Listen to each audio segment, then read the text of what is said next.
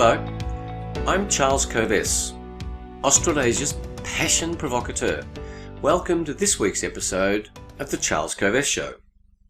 In this week's show, the big idea is to understand the difference between globalisation and globalism and the profound impacts the differences between these two ideas can have on your life, your health, your freedoms, your future, and your children's futures. These are crucial concepts to understand and make important distinctions about. This weekly show is founded on the formula SA plus P equals S. Self-awareness plus passion equals success. Your self-awareness, tied in with your passion, will give you a successful life. Since 1993, when I left a legal career that I loved, I have been provoking, educating, inspiring audiences through workshops, speeches at conferences, one-on-one coaching, group coaching, to live life with passion, to raise self-awareness. And I have written 2 books, Passionate People Produce and Passionate Performance, that help people more deeply understand why passion is such an amazing resource. This show is also guided by Socrates' famous quote, "The unexamined life is not worth living." So I hope I provoke you to examine your life in ever more detail. You can see I'm wearing my red jacket. My red is the colour of passion jacket, so when you see something bright red, it becomes a reminder to you to ask the question, am I pursuing my passion? Am I working on finding my passion? Many people say they don't know what their passion is. We have lots of resources to help you to do that. Each week I share one big idea because I don't want to share too many ideas and we get confused. It's like going to the supermarket and trying to pick yogurt out of too many choices. In the end, you don't know what to choose. In this show, I don't aim to be politically correct. I aim to speak what's true for me, what I believe to be true. This show certainly subscribes to the view that we have a soul, a spirit, a heart. My definition of passion is that it's a source of unlimited energy from your soul, your spirit, your heart, that enables you to produce extraordinary results.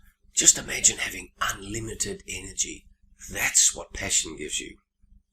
This show also encourages you to have certain addictions. One of mine, as regular viewers would know, is coffee. So here's to coffee. Here's to drinking great coffee. Although I met one of my friends, Ken, who prefers Moccona No. 9 instant coffee. That's his preferred coffee out of all of these wonderful coffee machines that we've got. And indeed, one of the elements that arise this week in my review of the week is that Julie and I bought a new Nespresso coffee machine. So, gosh, more technology. There are 27 types of coffee that we can put into this coffee machine. Again, too many choices. We've narrowed it down to 2 choices that we're going to use in this coffee machine, but it gives an amazing result, so we're very excited to have it. Anyway, back to coffee. Back to your addictions, helpful addictions. I'm also addicted to exercise, as you would know. Now, what's happened in the last week? Well, the big news in Melbourne, which was the lockdown capital of the planet, and now we see other countries in Europe going back into lockdown. We have had a relaxation of lockdown to some degree.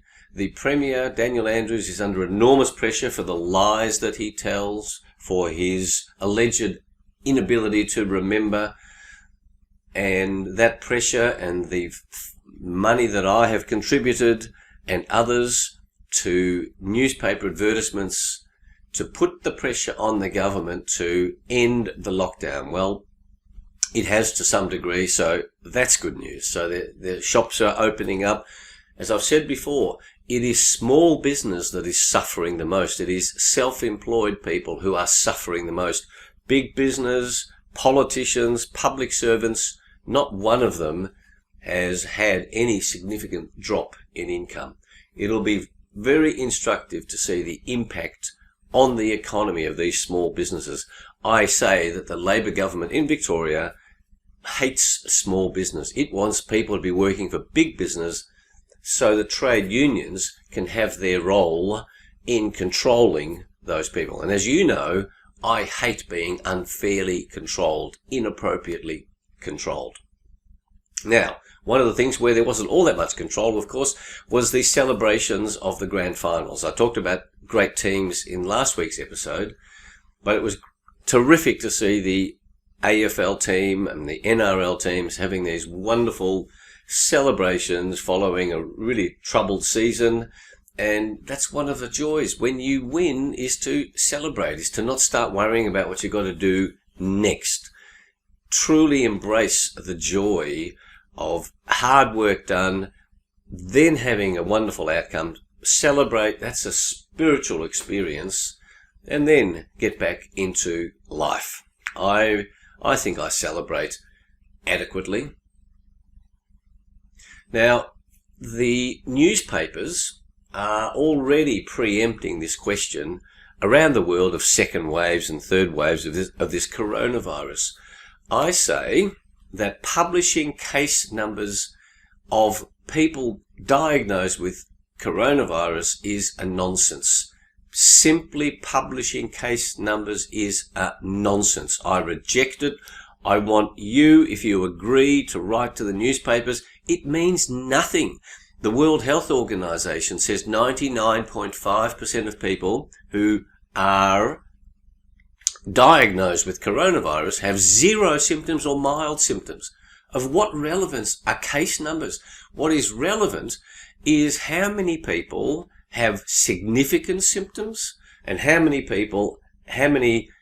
ICU beds, intensive care unit beds are available. That's what's relevant. The fact that millions of people get a flu-like virus with zero or mild symptoms, and by the way, the case numbers, the PCR test has been proven to be ridiculously inaccurate, inadequate, was never designed to diagnose the presence of coronavirus. I read an erudite analysis by an English expert that 89 to 94% of COVID tests are inaccurate. The PCR test does not give you accurate information. And so to then be publishing case numbers and say, oh, case numbers, we've got to shut down again, I reject that nonsense. That's not the test. The test is, can our health system cope? That's the only test. And you can't just look at case numbers in isolation. You must understand how many people in a state or in a country weekly, monthly, annually get sick and die. You must compare those numbers to the usual numbers over the last 10, 20, 30 years. Otherwise, you just go nuts about thinking that there's, one of my friends in Spain rang me to say there's 8,000 cases of COVID. So what? Hardly anybody's in hospital.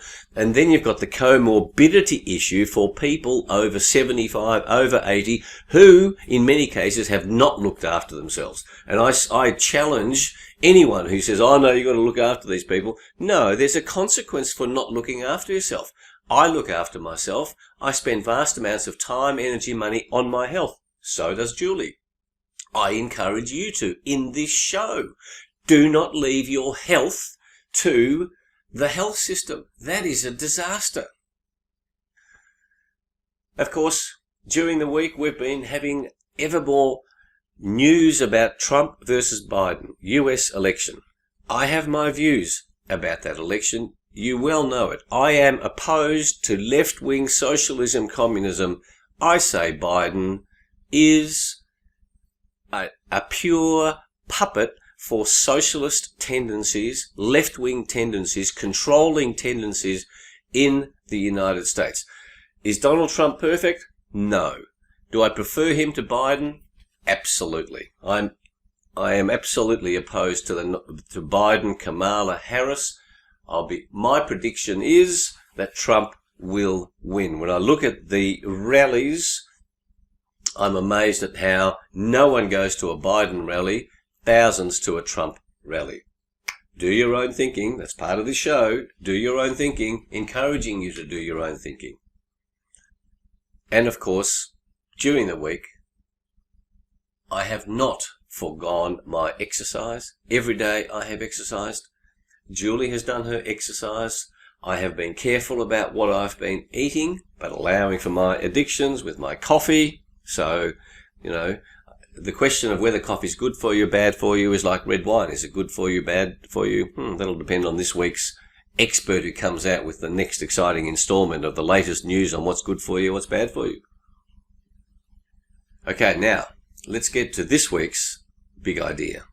Before I do, I invite you to subscribe to the podcast, to subscribe to the YouTube channel. It's the same content, but you can watch my red jacket on the YouTube channel. Sign up for Passion Points to Ponder on covest.com or charlescovest.com. Go and visit those two websites. Covest.com is for corporate programs. If you want your team to have an amazing insight into how to become better teams, that's what that's about. And public programs. charlescovest.com is about the self-awareness and passion quest. My books are available on the covest.com website, Passionate People Produce and Passionate Performance. So, today's big idea. What's the difference between globalism and globalisation? I love globalisation. I am implacably opposed to globalism. Globalisation is the cooperation, is the business done between, is the sharing of ideas between nations. Globalism is a move to creating one world government, one global government. I am implacably opposed to that idea. It means the loss of sovereignty of Australia. In Australia, we wouldn't be able to make our own decisions on what we want to do about renewable energy, what we want to do about the way we run the country, what we want to do about education, the content of education, how we want to run our health system, what restrictions we put on people travelling within the country, what values we live by. Australia is a wonderful, wonderful country. I think it's one of the best countries in the world. I want our government, state and federal governments, to be making their decisions not governed by an external body who says you will comply with these rules. In globalism, and there's a big tendency for this, I'm going to point this out to you, globalism is about the idea that we have to sacrifice ourselves for the good of the planet. We need one world body that tells every country what to do for the good of all of us. Globalism, the first I read about it was back in 1972 with David Rockefeller, then the Vice President of the US, the Trilateral Commission. There has been a big push over the 20th century and in the 21st century to sell this idea that, gosh, we need to save the planet. To save the planet, we need one world government. And you will have seen recently discussion around the Great Reset. Carl Schwab, the founder of the World Economic Forum, he has come out and written a book about the Great Reset, about how wonderful it is that we're all forced to take vaccines, that we're all forced to have our brains monitored for the good of the planet, for the good of all of us. You just think about what that means. And then the media, the mainstream media comes out and says, oh, if you go for the national wishes of your country, you are being a nationalist. That is a bad thing to be a nationalist. I say bullshit. It's a good thing to say, I want to live in Australia. I don't want to live in China. I don't want to live life under the Chinese government system. And so, if there is one world government being imposed, if you say, oh no, I would much prefer to sacrifice our future so that for the good of humanity, firstly, I say that's a lie. Secondly, who are the people that are going to be making these decisions? And right now, we've got the Paris Climate Accord, which is trying to impose rules on countries. We've got the World Health Organization. We've got the United Nations, all unelected bodies. You look at the UK, United Kingdom, stepping out of the EU, and I'm all in favour of that decision because the United Kingdom population understood giving away sovereignty is such a price to pay in terms of what life is about. You see, this idea that you and I as human beings don't matter, only the collective matters, is communism, is socialism. The Great Reset is about giving away your individual humanity, your imagination, so that you behave in a way that somebody dictates. And the question that's not answered is, who puts the people in charge? What are they driven by?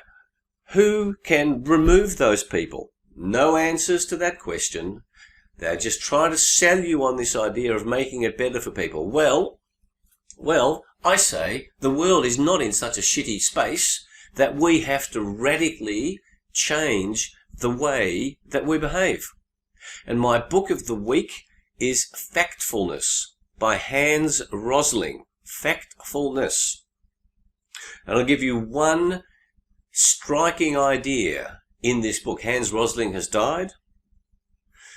In 1966, 50% of the world's population lived at the lowest level of poverty, of 4 levels determined by the United Nations. 50%. Today, what's the percentage? The answer is 9%. Live at the bottom level, what's called extreme poverty. We have had such massive improvements of life on this planet, and because of the 24/7 news cycle, you can easily get sucked in by the idea that the world is absolutely stuffed. I say it's not. I say human imagination is simply incredible in its ability to solve problems. We have solved problems. We will continue to solve problems. And so I urge you to start thinking about this question of, do you want one world government or do you want globalisation? Do you want globalism or globalisation? It'll make a difference to what happens in your life. It will make a difference to your children. There are so many predictions about the restrictions that could be put onto Australians as a consequence of a one world government and every other country, that you only have to start thinking about that and going, how would that be for you? Because in local municipalities, we get upset when the local council does something stupid. Imagine if there's a global government that says, no, you can only have so much electricity each year, you can only have so much fuel each year, and you basically have to freeze because, no, we're not allowed to use any more energy. It's just one tiny example. And then they'll start to say you have to use genetically modified organisms in terms of your food and the health impact on that. And then they'll start to dictate what drugs you will take, what vaccines you will take. Your freedoms get taken away. What it means to be human gets taken away. You just become a cog in an economic machine, which is what the Great Reset is about. I urge you to think about these issues. That's why I've made it a topic today, because I can see more and more conversation in the media about the Great Reset. Do not believe that that is what's going to make life better on this planet. I reject the idea. Hitler tried it in the 1930s, and numerous leaders have tried it since. As you think about this issue, I urge you to have the courage to speak up against globalism. if you agree with what I'm saying. I urge you to not sit around a dining table and worried that people might be offended by what you say, or they might attack you for thinking how selfish you are, that you don't want globalism. It is a big lie that globalism is going to make life better for people on the planet. As I said, we've gone from 50% of the population in extreme poverty to 9% since 1966. That's a tiny, tiny short period of time. And I've recently been reading a book all about Prague, the capital of the Czech Republic. Go back and read what life was like 1,000 years ago. Of the behaviour of kings 1,000 years ago. The inconsistent behaviour of kings 1,000 years ago. Taking an interest in history will reinforce for you how wonderful life is today and how we have progressed. Have the courage to speak your truth. Now, I've mentioned the book. My quote of the week is by Winston Churchill, and I think Winston Churchill and Donald Trump and the kings that I'm reading about from 1,000 years ago all suffer from one condition, namely, they are not perfect human beings. And if you want a perfect human being to be your leader, you will be sadly disappointed. Winston Churchill, I'm a great fan of his. I've read 4 biographies. He said this: without courage, all other virtues lose their meaning. Without courage, all other virtues lose their meaning. Worthy of your contemplation, because if you don't have the courage to stand up for the values, the virtues, the ethics and the morals that are important to you, then Churchill says your values, your virtues, your ethics, your morals are meaningless. My health tip for you in these stressful times is to raise your awareness of your stress, because the higher your stress, the greater is the impact on your physical health. And health is mental, physical, spiritual. But in terms of this body of yours, be aware of how much stress you are imposing on yourself. I think I'll make it an episode, in fact, in due course, of what is stress and how to control it, but start with this question of awareness of your stress. One of my favourite mantras is that you can't pull a weed out of your garden until you're aware that it's there. Similarly, you can't handle your stress levels unless you're aware of what your stress levels are. My spiritual tip for you is this. Think about this question. How concerned are you about looking good and being admired? How concerned are you about those 2 aspects? Part of one of the reasons why I asked this question is because it leads you down the road of self-awareness. Gosh, am I more concerned about looking good or having the courage to speak what's true for me about the topics that I raise in this weekly show? Now, in challenging times, we need some innovation. So, I want to share a funny story about innovation. A market researcher was going door to door asking people about Vaseline. He was retained by Vaseline. Vaseline wanted to do this market research. How are people using it? And he knocked on this door, and a very attractive lady came in with 3 young children running around. And he said, "Madam, can I ask you a couple of questions?" "Certainly." "Do you use Vaseline in this house?" "Certainly." "Can I ask you how you use Vaseline?" "Certainly, sir. We use it for sex." And the market researcher was a little taken aback. And he said, "Gosh, we think many people use it for sex, but they're scared to say. Do you mind if I ask you precisely how you use it for sex?" And the young mother said, "Certainly, we put it on the doorknob of our bedroom. It keeps the kids out." I love innovation. All right. We're getting close to the end. Think about how today's big idea may raise your awareness when you see in the paper of globalism versus globalisation discussion on TV, and think about the way that you want Australia, you want the country in which you live, because we have viewers and listeners from all around the world. How do you think it should go? I again invite you to visit our websites, covest.com, charlescovest.com. Invest in my 2 books, Passionate People Produce Passionate Performance.